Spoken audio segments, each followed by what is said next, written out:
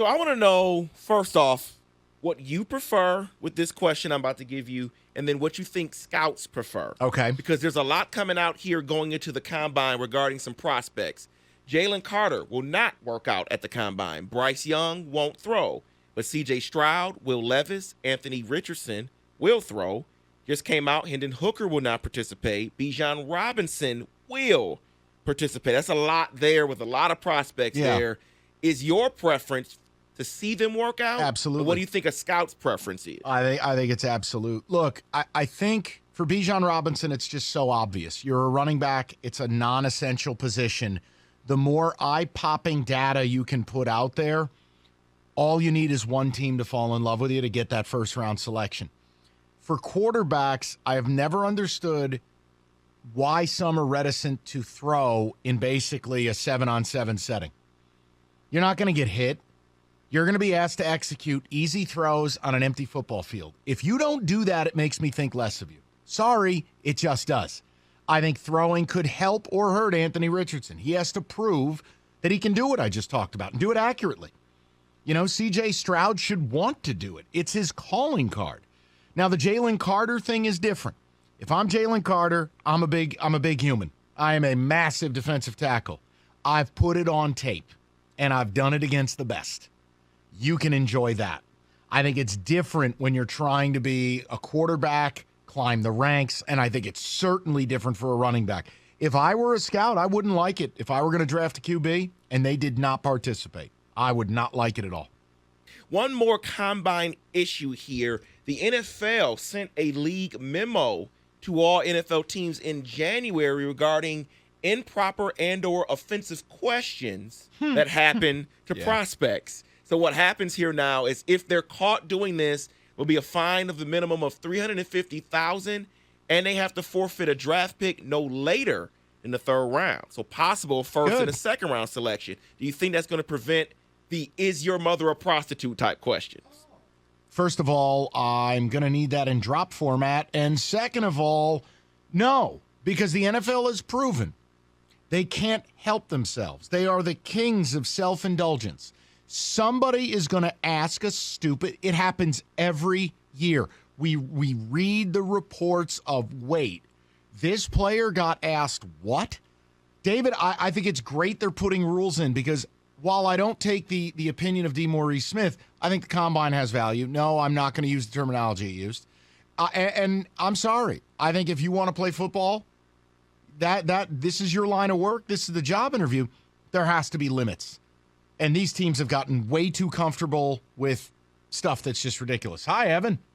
What are you doing here? What's going on? Evan has joined us because I have a question for him inside the football today. Okay. It regards cards. So Blake Martinez made $29 million in his entire career, retired in November. He's already made 20% of his career earnings by selling Pokemon cards. He told CNBC via Daily Snark that he has made $5 million in 7 months by selling Pokemon cards. Now, I know it's not the cards that you look at, Evan, but Pokemon cards, are they really that crazy on the open market? Well, first off, to make the kind of money that he has, luckily he made that $29 million to be able to invest in some of this stuff. Pokemon's wild, man. I never got into it. It was a little past... Like, by the time it got popular, I was, quote-unquote, too cool being a teenager, so I was like, I'm not touching that. But to think that he could make $5 million off of that, but also, aren't you surprised he made $29 million in the NFL? Like, Blake Martinez was okay. No, he was leading tackler, I think, 2 years in a row for the Pack, and then he signed the big deal with the Giants. Thanks, Gettleman. And led the team there.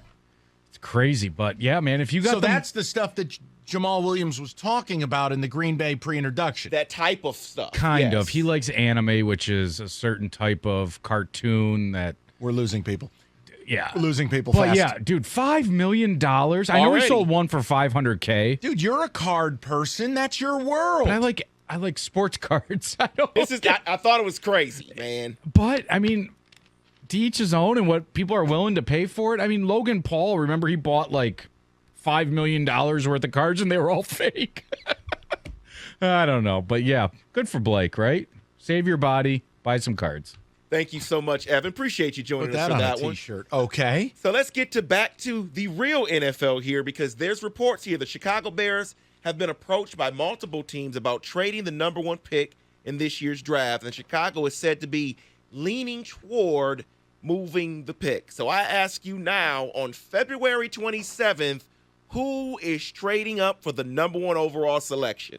Still feels like the Colts, doesn't it?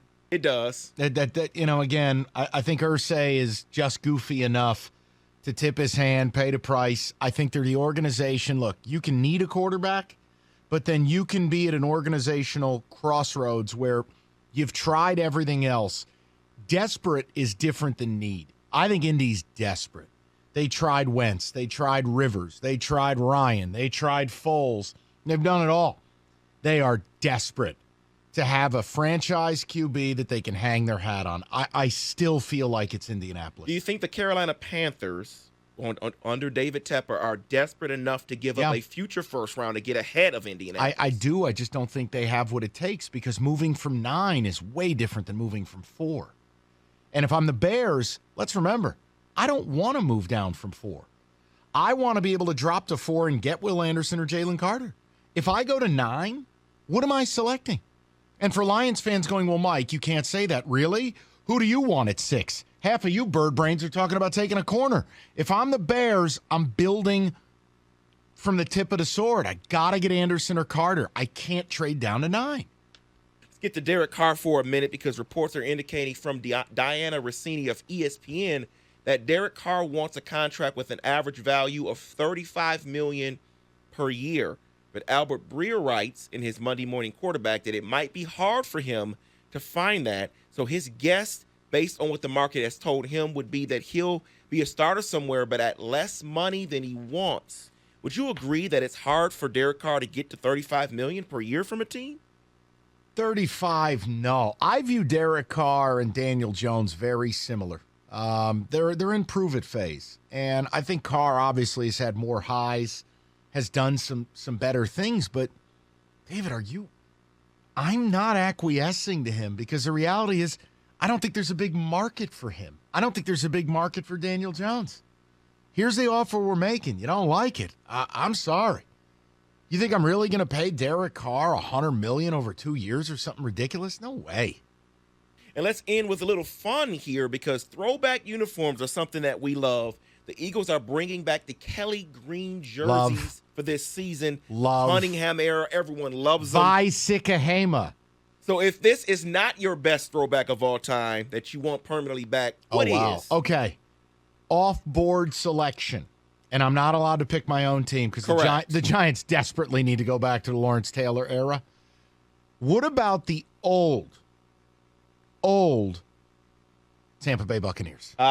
You mean creamsicles. Creamsicle, yeah. Or the Merlin Olsen, Deacon Jones era Rams that were just blue and white. Oh, those are nice. Remember for a couple With years? the helmet, yeah. They wore the helmet that didn't match the uniform. Yes. But that entire set is pretty awesome. Also, it would be illegal and it wouldn't make sense, but I miss the Houston Oilers. If I remember correctly, the creamsicle's coming back for Tampa. I think there was an issue with full time? Yeah, I believe. I think. I got to look back at that. Oh, my. But it may be back for you, Mike. And they will guarantee to never win a thing again. Fantastic. That's why Brady retired, I'm guessing. Exactly. I'm going to look like a dessert item on an ice cream truck. I'm out of here. And that is In Football Today.